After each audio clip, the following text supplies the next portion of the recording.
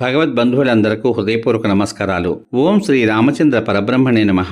ఆపదామపహర్తారం దాతారం సర్వసంపదాం లోకాభిరామం శ్రీరామం భూయో భూయో నమామ్యహం. ఓం శ్రీ రామచంద్ర పరబ్రహ్మణే నమః. శ్రీ వాల్మీకి రామాయణం బాలకాండం 69వ సర్గ యందలి గల 1వ శ్లోకం నుంచి 18వ శ్లోకం వరకు గల అన్ని శ్లోకముల యొక్క వచన భావ సారాన్ని దశరథుడు మిథిల చేరగా జనకుడు అతనిని సత్కరించుట అనే కథగా విందాం. రాత్రి గడిచిన పిమ్మట బంధువులతోడను ఉపాధ్యాయులతోడను కూడిన దశరథ మహారాజు సంతసించి సుమంత్రునితో ఈ విధంగా పలికాడు. ధనాధ్యక్షులందరూ పుష్కలముగా ధనమును వివిధ రత్నములను కూడా గ్రహించి బాగుగా సంసిద్ధులై ముందుగా వెళ్ళెదరుగాక. నేను ఆజ్ఞాపించిన క్షణమునందే చతురంగ బల సైన్యము, శ్రేష్టమైన పల్లకీలు, రథములు మొదలగునవి బయలుదేరునుగాక అన్నాడు. వశిష్ఠుడు, వామదేవుడు, జాబాలి, కాశ్యపుడు, దీర్ఘాయుర్దాయవంతుడైన మార్కండేయుడు, కాత్యాయన ఋషి ఈ బ్రాహ్మణులందరూ ముందు వెళ్ళెదరుగాక. నా రథమును కూర్చి శీఘ్రముగా తీసుకుని రమ్ము, విలంబము చేయవలదు. జనకుని దూతలు నన్ను తొందర పెట్టుచున్నారు అని పలికాడు. దశరథ మహారాజు ఋషులతో కలిసి వెళ్తుండగా అతని ఆజ్ఞానుసారం చతురంగ బలం అతని వెనకనే వెళ్ళింది. 4 దినములు ప్రయాణం చేసి దశరథుడు విదేహ దేశము చేరగా జనక మహారాజు ఆ విషయం విని దశరథునకు ఆయా ప్రాంతములలో తగు విధముగా సత్కారాలను ఏర్పాటు చేశాడు. పిమ్మట జనక మహారాజు వృద్ధుడైన దశరథ మహారాజును కలుసుకుని చాలా సంతోషించాడు. అతనితో, దశరథ మహారాజా, నీకు స్వాగతం. నా భాగ్యవశంచే నీవు మిథులకు వచ్చావు. నీ ఇరువురి కుమారుల పరాక్రమంచే ప్రాప్తించిన ఆనందాన్ని పొందగలవు.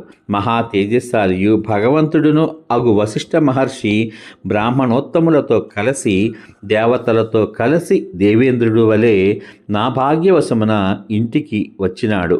నా భాగ్యం వలన పరాక్రమము చే శ్రేష్ఠులు మహాత్ములు అయిన రఘువంశ రాజులతో వియ్యమందితిని.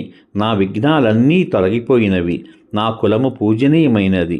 రాజాధిరాజా, రేపు ప్రాతకాలము యజ్ఞము పూర్తి అయిన పిమ్మట ఋషి సమ్మతమైన వివాహమును నెరవేర్చుము అని సాదరంగా పలికాడు.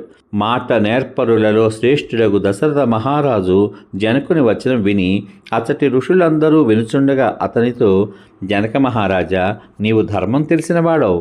ప్రతిగ్రహము అనునది దాత చేతిలో ఉన్నది. దాత ఇచ్చినప్పుడే కదా ప్రతిగ్రహీత స్వీకరించున్నది. నీ కన్యాదాన నిర్ణయాధికమును విని ఉన్నాము. నీవెట్లు చెప్పదవో అట్లే చేసదాం అన్నాడు. సత్యవాది అయిన దశరథుడు పలికిన ధర్మ సమ్మతము యశస్కరము అయిన వచనము విని జనక మహారాజు చాలా ఆశ్చర్యపడ్డాడు. అక్కడ మునీశ్వరులందరూ పరస్పరం కలిసినందుకు చాలా సంతసించిన వారై ఆ రాత్రి సుఖంగా గడిపారు. దశరథ మహారాజు పుత్రులైన రామలక్ష్మణులను చూచి ఆనందభరితుడై జనకుని సత్కారములకు సంతుష్టుడై నివసించాడు. జనక మహారాజు యజ్ఞానికి సంబంధించిన కర్మలను, కుమార్తెల వివాహమునకు సంబంధించిన అంకురారోపణాది క్రియలను పూర్తి చేసుకుని ఆ రాత్రి గడిపాడు.